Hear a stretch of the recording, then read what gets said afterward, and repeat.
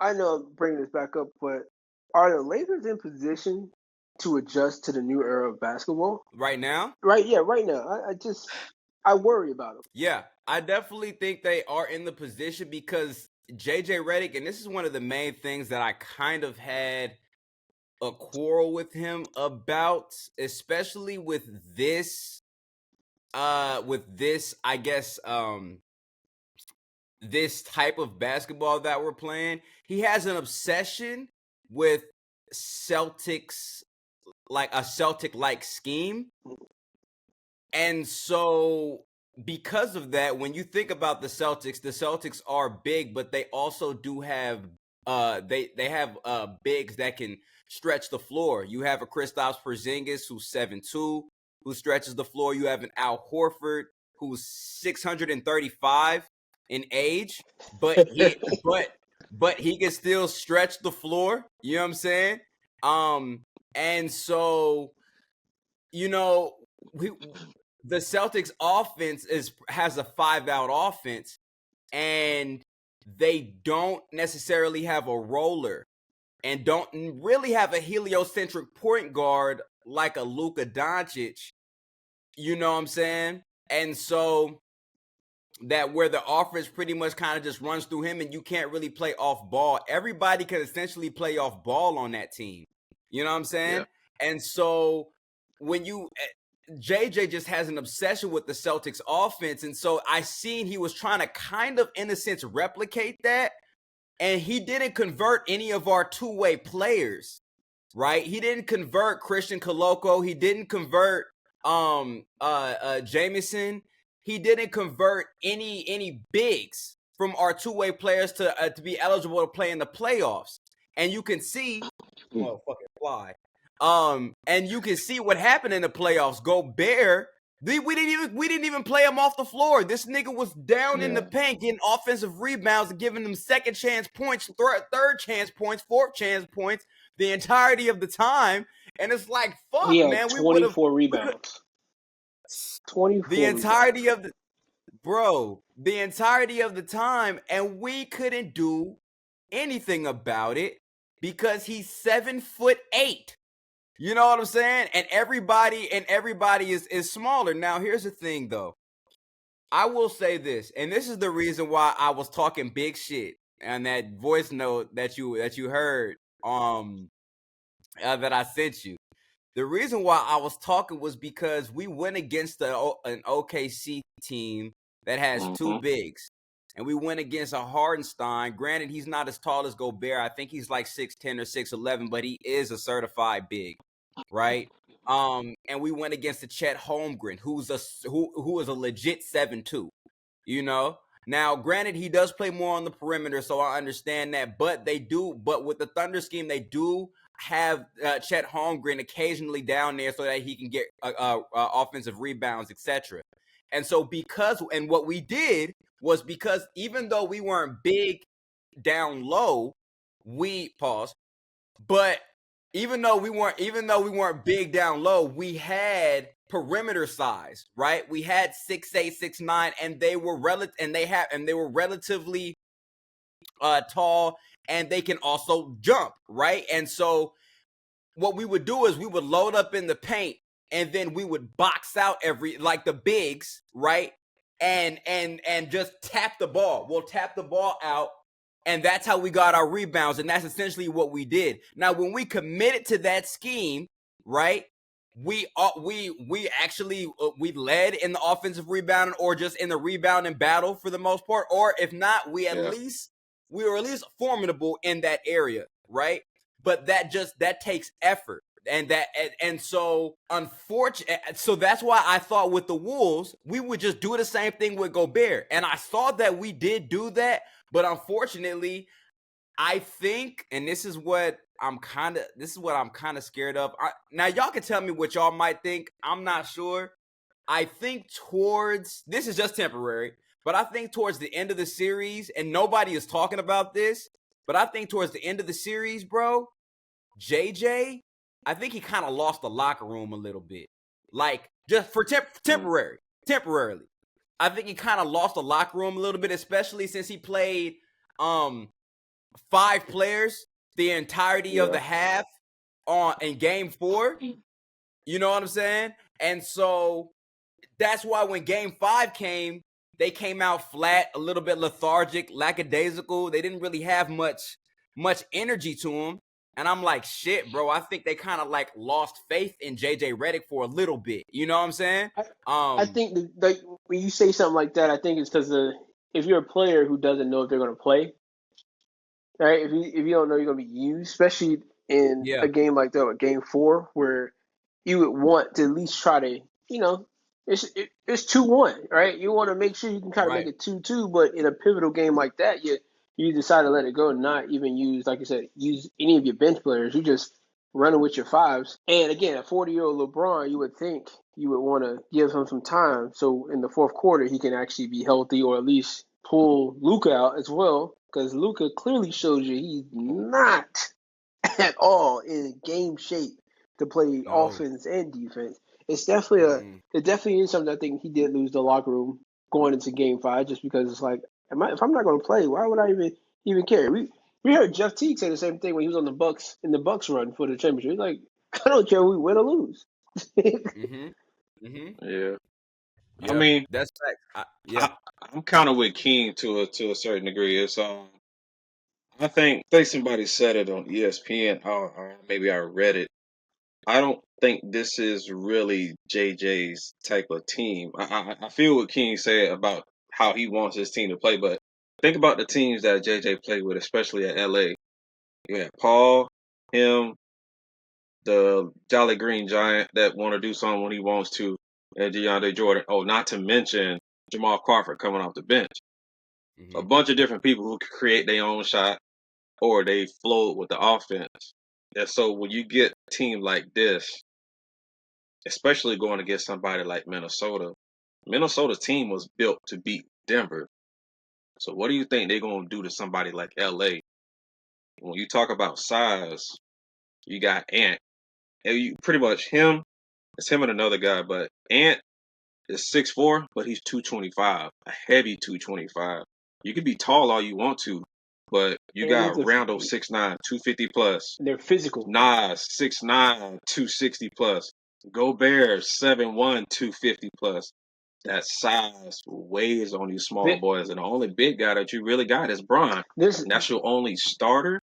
this game was You know, this game was important for in my opinion for Rudy Gobert, because the last yeah. playoffs we all kind of like, yo, those defensive trophies you got before, they don't mean nothing, because it doesn't look like you can even use those in the playoffs. But for what he did against the Lakers and how he was able to use his talents, I think it's going to propel him through the rest of the playoffs. Yes, he didn't go against a true big at all, but for him to be able to get something going in the playoffs like he did, I think it's going to be huge.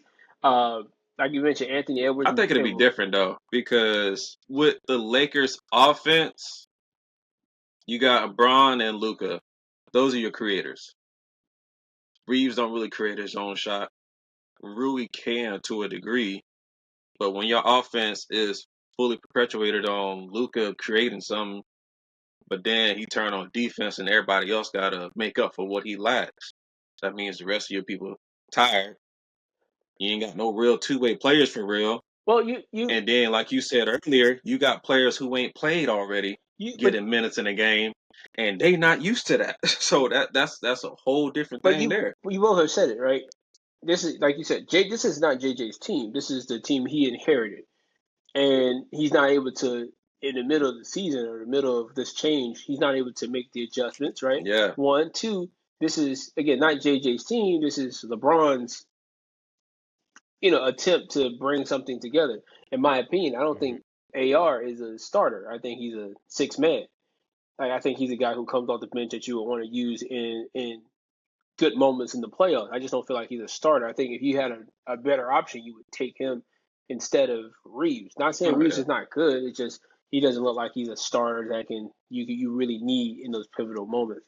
Um, so I think he was testing out what it would look like once he has the guys that he wants with this Lakers squad, right? Okay, I have a Luka, I have a LeBron. LeBron's going to be gone, so I can see what type of player that I would need to kind of fit LeBron's role once he decides to retire. okay, I don't have a big center, but this style, like you said, worked against OKC, right? You said this style before worked in other against other games.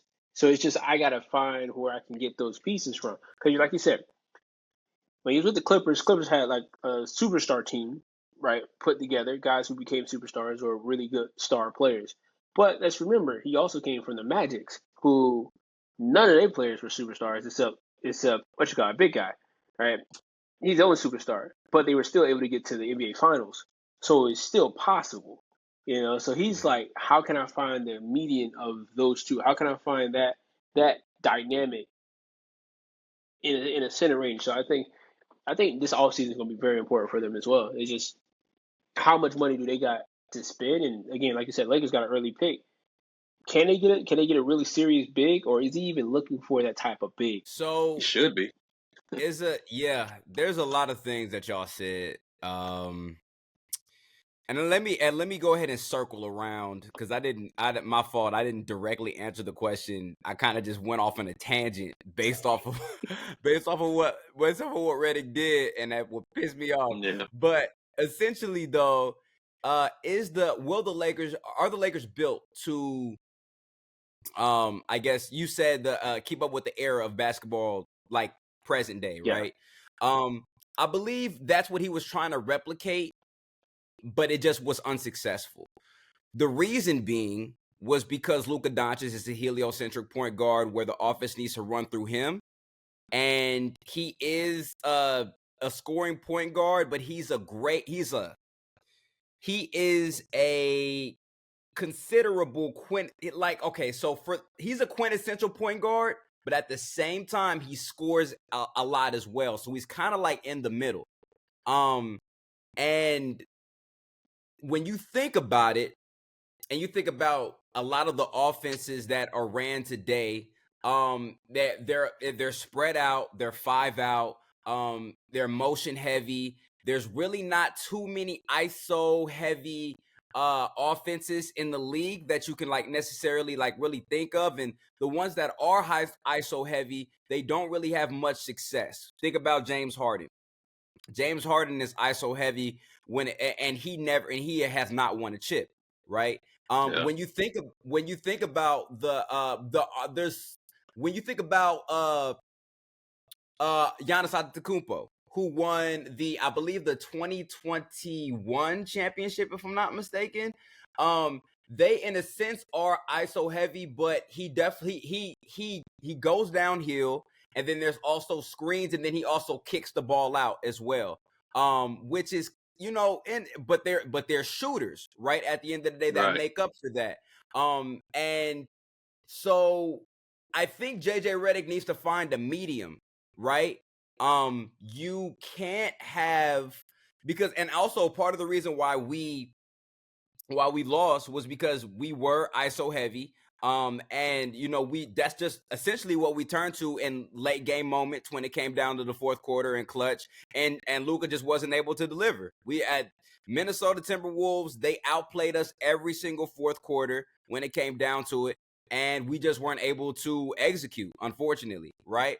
And So so I got a quick question for you then. yeah. Do you think he had that medium ground before Luka finally got his feet under him? Yes. No, before Luka came. No, We had I would say definitely before he came, but you could yes. tell when Luka first got there, Rui was hitting 23 plus. LeBron was Yeah. hitting 23 plus. Rui was having, or AR, I'm sorry, AR was hitting 23 plus. Rui was having games, and then Luka was sprinkling his 20 plus points. So he was like, okay, could this be what the Lakers look like a little bit? But then, We like were you said, we Luka got more heliocentric, and mhm. So we were a one, we ran a lot of offense, and we ran plays instead of just being an ISO heavy team before Luka arrived. When Luka arrived, yeah, definitely. we start running a lot less plays. We start becoming a lot more ISO heavy because that's what Luka does, right? But unfortunately, Luka is not the Luka that was on the Dallas Mavericks when he came to the Lakers, right? And so that set us back. And on top of that, JJ Redick his offensive scheme was never built around how Luka plays.